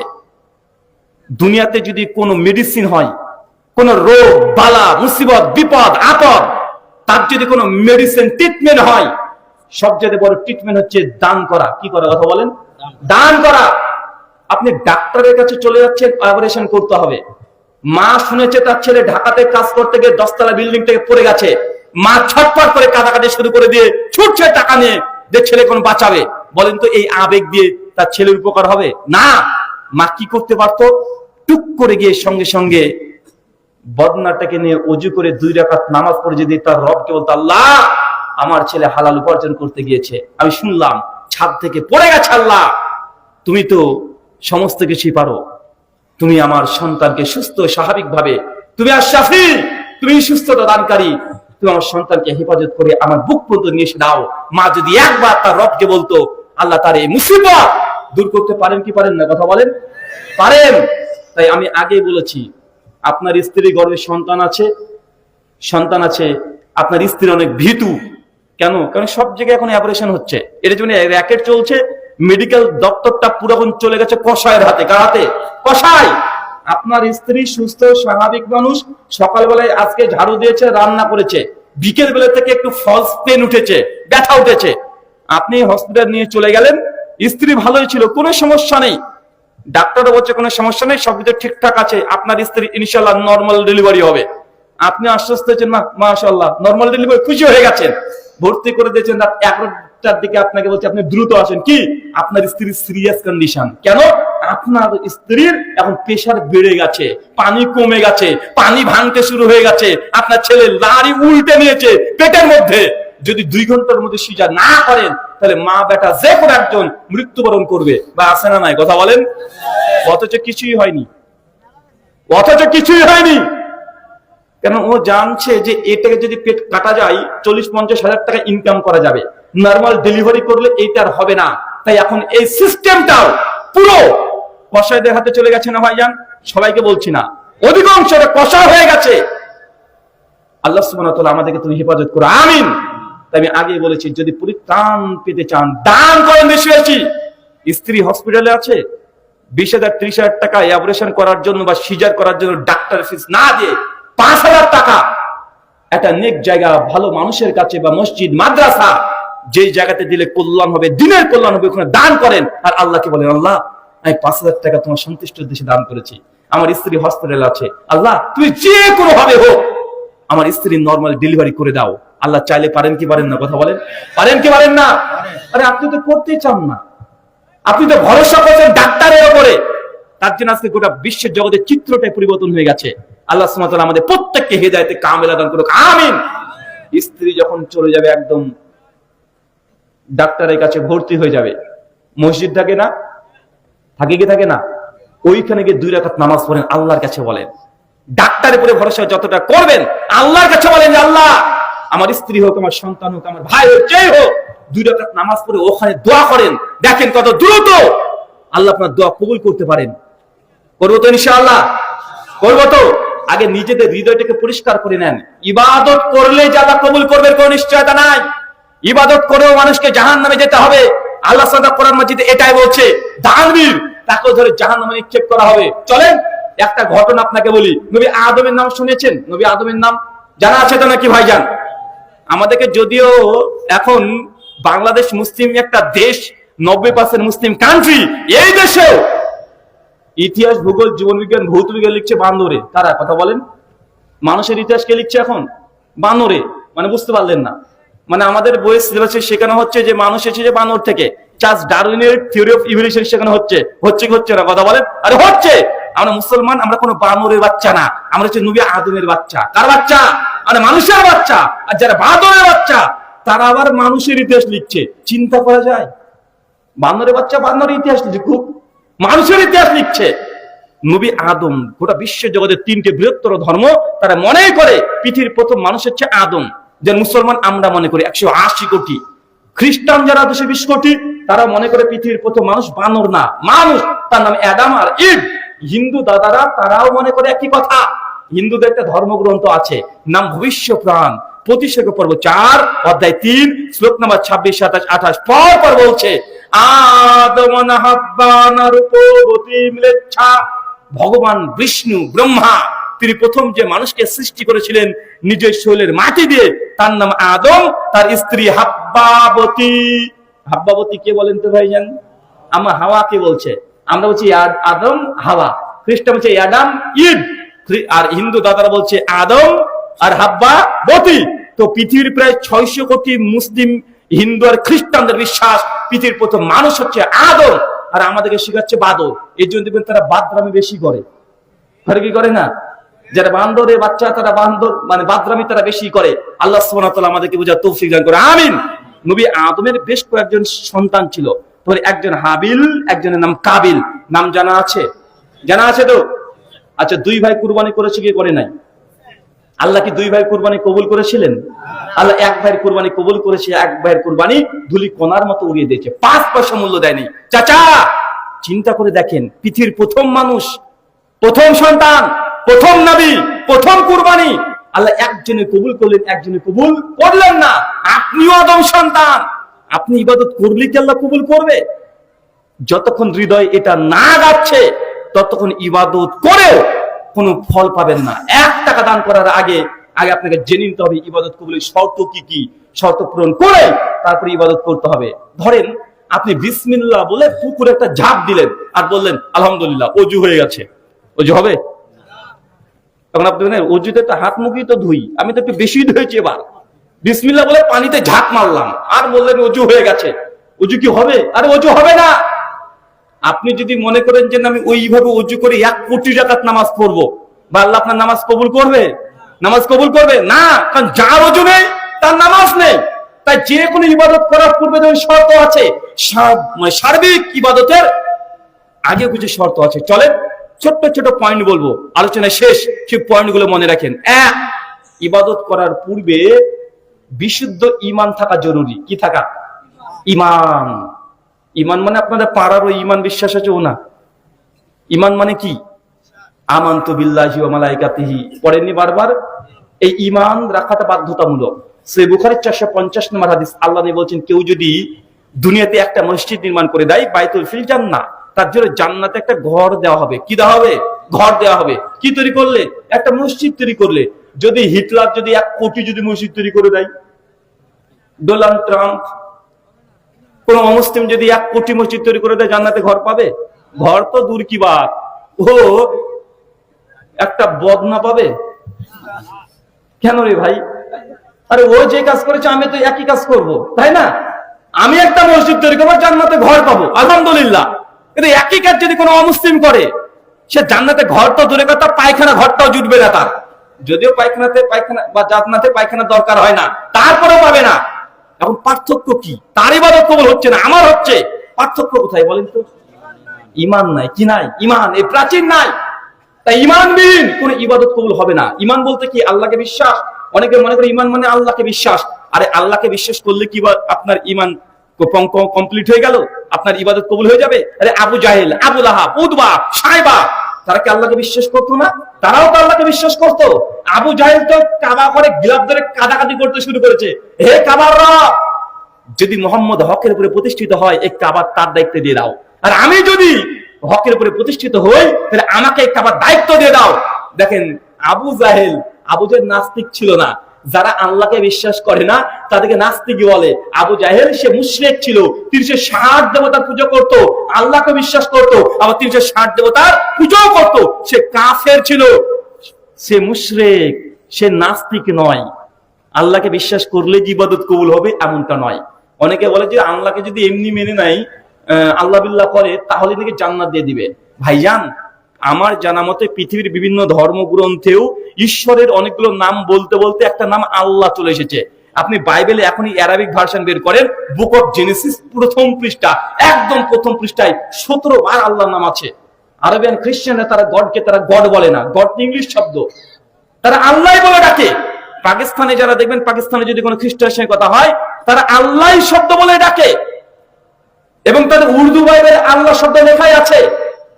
হিন্দুদের ধর্মগ্রন্থ ঋগ্বেদ মন্ডল নম্বর 1 সূক্ত নম্বর 64 মন্ত্র 46 স্বয়ং ব্রহ্মা বলছে, ইকাম সাদ্দি প্রভু দাবাদান্তি। শোনো, সত্য একটাই, ঈশ্বর একজন, কিন্তু সেই ঈশ্বরকে জ্ঞানীরা অনেক নামে ডেকে থাকে। যেন আমরা আল্লাহ এক, আল্লাহর অনেকগুলো নাম আছে, আর রহমান, আল রাহিম, আল করিম। হিন্দু ধর্মতে একই কথা বলছে, এবং আল্লাহর নাম বলতে বলতে বলতে অনেকগুলো নাম বলেছে। শুধু শ্রীকৃষ্ণের 108 খানা নাম আছে, অষ্টোত্তর শতনামাবলী 108 খানা নাম আছে। নাম বলতে গিয়ে আল্লাহ উপনিষদ প্রথম অধ্যায় 2 নম্বর মন্ত্রে একটা মন্ত্র বলছে, মন্ত্রটা পড়বো। মন্ত্র কি বলছে দেখেন, আল্লাহ জ্যেষ্ঠম শ্রেষ্ঠম পরমম পুণ্যম ব্রহ্মম আল্লাহ, আল্লাহ মুহাম্মাদা রাকে বারসে আল্লাহ আল্লাহ। বলছে আল্লাহ জ্যেষ্ঠম, তিনি তো আল্লাহ, যিনি সব চাইতে বড়। আল্লাহু আকবার মানে কি কথা বলেন? তিনি সবচেয়ে বড়, শ্রেষ্ঠম, তিনি সর্বশ্রেষ্ঠ, পুণ্যান্তি, ন্যায় বিচারকারী। তো হিন্দু দাদারাও ঈশ্বরের অনেকগুলো নামের মধ্যে একটা নাম যে আল্লাহকে তারা বিশ্বাস করে। এমনকি তারা কি কোন ইবাদত করলে কবুল হয়ে যাবে? না, তারা বিশ্বাস করার সঙ্গে সঙ্গে তারা শিরিক করে। কি করে? শিরিক করে। মুসলমান আপনারা শিরিক করেন না? করেন কি করেন না? আমরা সবচেয়ে শিরিক মুসলমান কোথায় করেন জানেন? আমার যতটুকু গবেষণা, শিরিক দোয়া, দোয়া করতে গিয়ে শিরিক বেশি করি আমরা। আবু জাহেল, আবু লাহাব ডাইরেক্ট তারা লাত মানাত উজ্জার কাছে চাইতো না, তারা ওসিলা বানাতো। সূরা জুমার 3 নম্বর আয়াত, ডাইরেক্ট চাইতো না। আরে হিন্দু ঠাকুর পণ্ডিতকে ডেকে আনেন, জিজ্ঞেস করেন যে দাদা আপনি যে লক্ষ্মী দেবীর পুজো করছেন, লক্ষ্মী কি কোনো টাকা পয়সা দিতে পারে? ও বলে আমরা তো ঈশ্বর একজনকে বিশ্বাস করি, পরমাত্মা একজন, দেবতা হচ্ছে 33 কোটি। কথা বুঝতে পারলেন? হিন্দু কনসেপ্ট কি? ঈশ্বর, ভগবান, পরমাত্মা, আত্মা, দেবতা সবগুলো পার্থক্য আছে। যিনি গড মানে সবচেয়ে বড় গড, তাকে তারা পরমাত্মা বলে। কি বলে? পরমাত্মা বলে, পরম ব্রহ্ম বলে। আর লক্ষ্মী, দুর্গা, কালী, সরস্বতী এগুলো হচ্ছে দেবতা। এই দেবতাকে কখনোই তারা পরম ব্রহ্ম মানেও না, বিশ্বাস করে না। তাদেরকে জিজ্ঞাসা করলে বলবেন যে আমি লক্ষ্মী দেবীর পুজো করছি, মা লক্ষ্মী যদি সন্তুষ্ট হয়ে যায় তাহলে পরম ব্রহ্ম আমাকে অর্থ দিবে, টাকা পয়সা দিবে। তার জন্য তারা এই দেবতার পুজো করছে। আমরা মুসলমানরা কি করি? কবরে গিয়েছেন, বাবাকে ধরেছেন উসিলা। কথা বুঝতে পারলেন মনে হয়? হিন্দু দাদারা মাঝখানে উসিলা কাকে ধরেছে? বিভিন্ন দেব দেবতাকে ধরেছে। তারা মনে করে তাদের ক্ষমতা আছে, তারা যদি খুশি হয়ে যায়, সন্তুষ্ট হয়ে যায়, তাহলে তাদের ঈশ্বর মেন গডকে গিয়ে বলবে, আর মেন গড সঙ্গে সঙ্গে দিয়ে দিবে। এটা হিন্দু দাদাদের বিশ্বাস, তাদের আকিরা। খ্রিস্টানদেরকে দেখবেন আপনাদের এই অঞ্চলে, বিশেষ করে কুড়িগ্রাম অঞ্চলে অনেক বেশি খ্রিস্টান আছে না? নাই?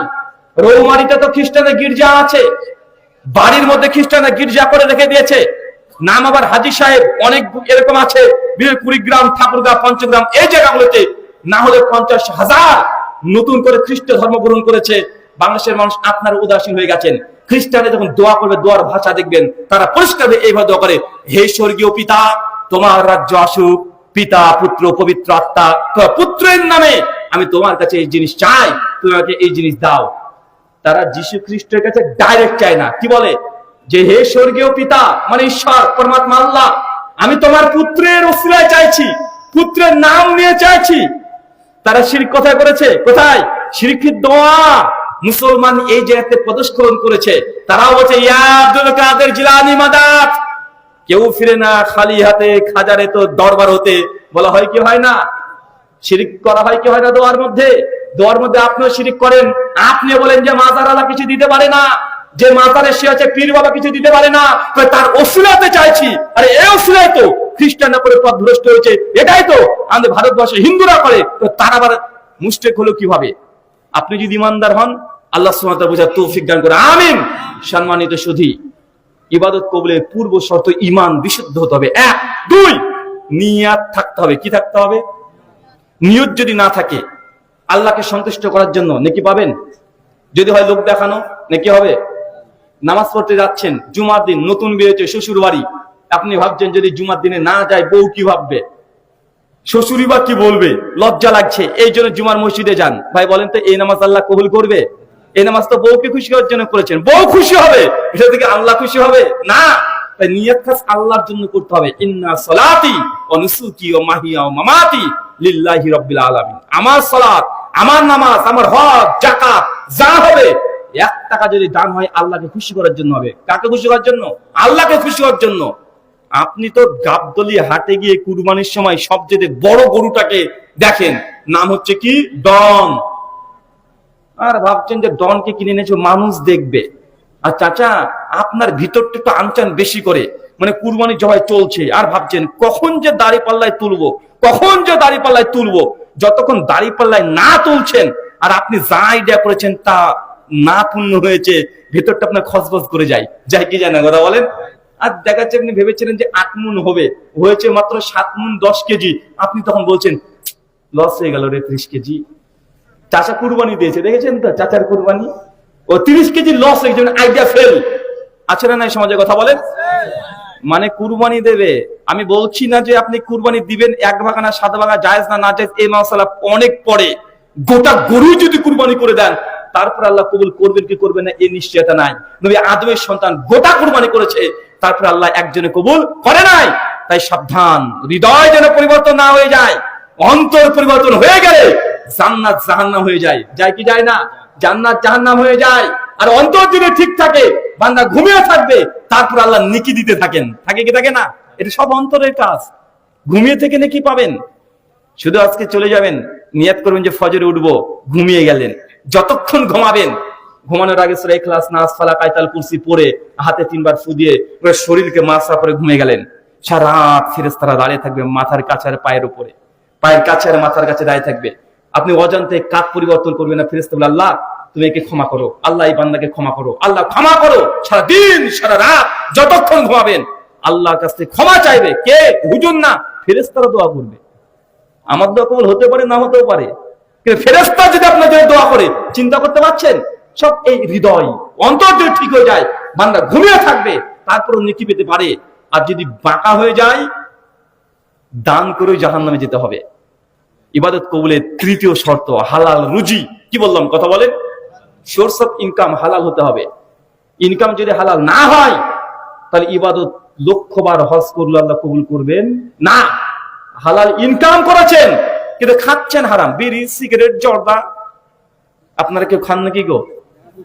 আচ্ছা কে কে খান একটু হাত তোলেন।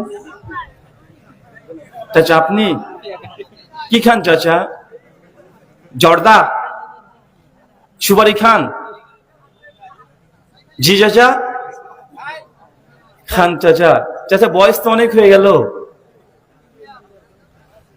আল্লাহ নবী বলছেন সুনান তিরমিজি 2417 নম্বর হাদিস, আমার উম্মতের গড় বয়স 60 থেকে 70 বছর। চাচা চাচা আপনার বয়স কত? 60 পার হয়ে গেছে চাচা।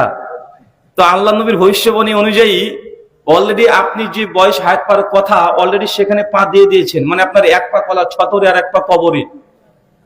কখন পিছলিয়ে গেলে পড়ে যাবেন কবরে। চাচা বুঝতে পারছেন না? বিড়ি, সিগারেট, জর্দা এগুলো কি জিনিস? হারাম জিনিস। হারাম খেলে ইবাদত কবুল হবে চাচা? তো জেনে বুঝে এই হারাম কেন খাচ্ছেন? ইনশাল্লাহ বাদ দেব, নিয়াত করেন। বাঙালির ইনশাল্লাহ তো ভয় লাগে আমার। বাঙালি যদি ইনশাল্লাহ বলেছে তার মানে বুঝে নিয়েছে যে ও আর ও কাজটা করবে না। বাঙালি মনে করে যে যে কাজটা করবো সে ইনশাল্লাহ কেন বলবো। মানে আপনি আমার কাছে 50 টাকা পান, এসে বলছে রাহুল ভাই 50 টাকা আপনি ধার নিয়েছেন না? হ্যাঁ ভাই নিয়েছি। তো দেন। তো আমি যদি বলি ইনশাল্লাহ দেবো, তার মানে ও পক্ষ বুঝে নিয়েছে বেটা দেবে না। আর আমি যদি দেবো তো ইনশাল্লাহ বলবো কেন? আমি তো দিয়েই দিব। চাচা এরকম ইনশাল্লাহ না তো। আমাদের আব্দুল হামিদ ফাইজি আল মাদানী হাফেজাহুল্লাহ তিনি বলছেন বাঙালির ইনশাল্লাহ মানে দিব না রে শালা, তুই যা ইচ্ছা তাই করে নিস। তো এরকম চাচা যেন না হয়। আল্লাহ সুবহানাহু ওয়া কোরআন মাজিদ সূরা মাইদা 90 নম্বর আয়াতে বলছে ইয়া আইয়ুহাল্লাযিনা আমানু ইন্নামাল খামরু মাইসির, নিশ্চয় মদ এবং জুয়া এই দুটো হচ্ছে শয়তানের কাজ। কার কাজ? শয়তানের কাজ। এটা হারাম। আপনি বিড়ি, সিগারেট, জর্দা যাই খান বা পান করেন এটা সম্পূর্ণ হারাম। সুনান ইবনে মাজাহ 3376 নম্বর হাদিস, নবী বলেছেন যে জিনিসকে আল্লাহ খাওয়া হারাম করেছে তার ব্যবসাও হারাম, তার বিজনেস হারাম। অনেক ভাই হুজুর যদি বিড়ি সিগারেট দোকানে না রাখি তাহলে তো আমার ইনকাম হবে না। ভাইজান, রিজিকের মালিক আপনি নয়, ওটা তো 50,000 বছর আগে একদম ফিক্সড হয়ে গেছে। মিশকাত হাদিস নাম্বার 5300 মিডিল অংশ, আল্লাহ নবী বলছেন মৃত্যু এবং রিজিক দুটো ফিক্সড। একজন মানুষ তার প্রাপ্ত রিজিক যতক্ষণ না পাবে ততক্ষণ সে কবরে যাবে না, মৃত্যু হবে না। তুমি সবর করো, ধৈর্য ধারণ করো, তুমি রিজিক যেটা দেওয়া আছে ওটাই পাবে। যদি তাড়াহুড়া করো হারাম পথে চলে গেলে, সবর করো, তুমি ধৈর্য ধরলে তুমি হালাল পথে টাকাটা পাবে। বিড়ি সিগারেট জর্দা আজকে বন্ধ করে দেন, দেখবেন অচিরে কোন দিক থেকে এই হালাল ইনকাম আল্লাহ দিয়ে দিবে আপনি নিজে বুঝতে পারবেন না। সবর করেন, আল্লাহ সুবহানাহু ওয়া তাআলা বুঝার তৌফিক দান করে, আমিন। ইবাদত কবুলের তৃতীয় শর্ত হালাল ইনকাম, হালাল জিনিস খাওয়া। ইনকাম সোর্স শুধু হালাল হলে হবে না, হালাল খেতে হবে। অনেকের ইনকাম হালাল, কিছু খাচ্ছে হারাম, আছে না নাই? ইবাদত কবুল হবে? ইবাদত কবুলের 4 নম্বর শর্ত, যে কোনো ইবাদত যখন করবেন সুন্নতি তরিকায় হতে হবে। নবী করেছে কিনা এটা দেখতে হবে।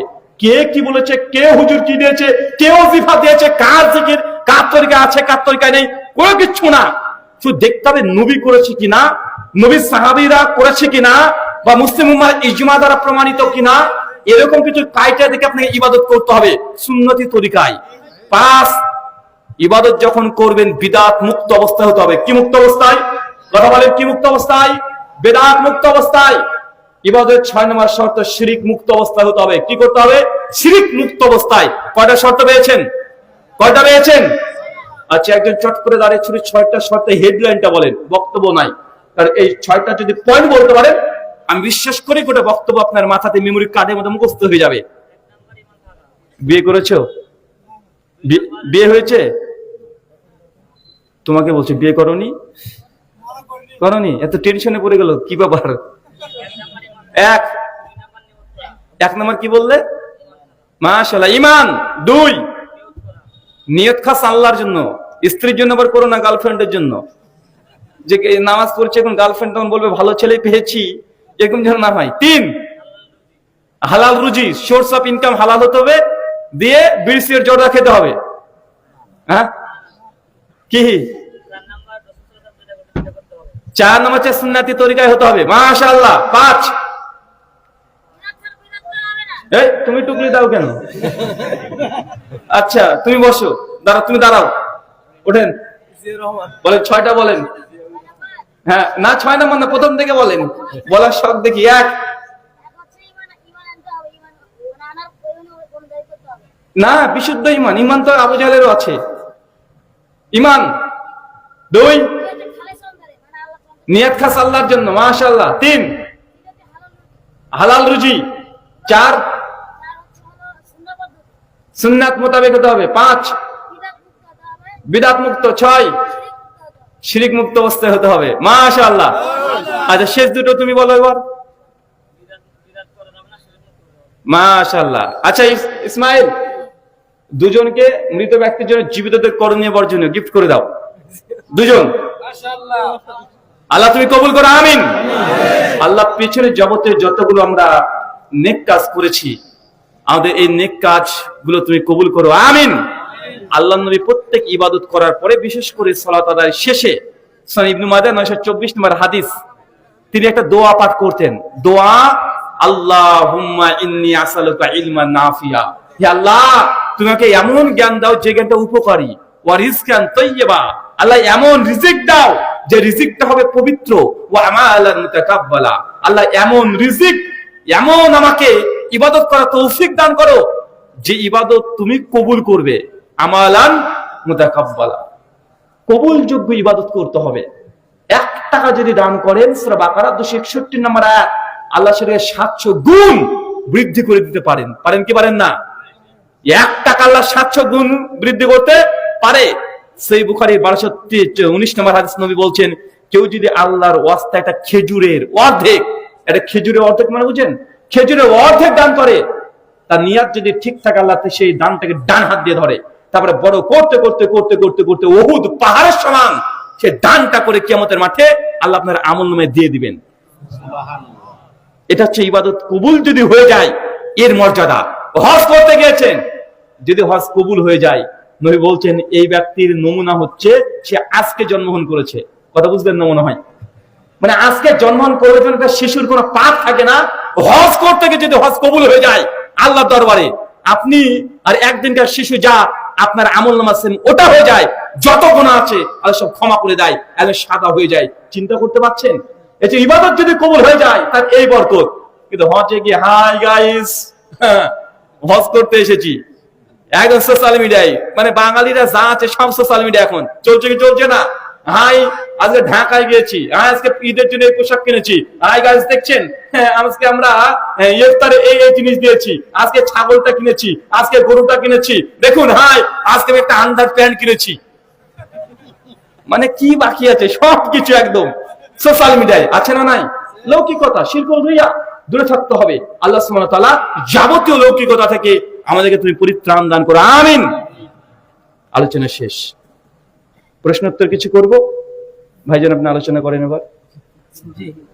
জি বারাকাল্লাহ ফিক, জাযাকাল্লাহ, আল্লাহ কবুল করুক। আল্লাহ আপনাদেরকেও পেছনে যত গুনাহ আছে সবগুলোকে আল্লাহ যেন আজকের পর থেকে নেকিতে বদলে দেয়, আমিন। ওয়া মা আলাইনা ইল্লাল বালাগ। সুবহানাকা আল্লাহুম্মা বিহামদিক ওয়া আশহাদু আল্লা ইলাহা ইল্লা আনতা আস্তাগফিরুকা ওয়া আতুবু ইলাইক। আসসালামু আলাইকুম ওয়া রাহমাতুল্লাহ।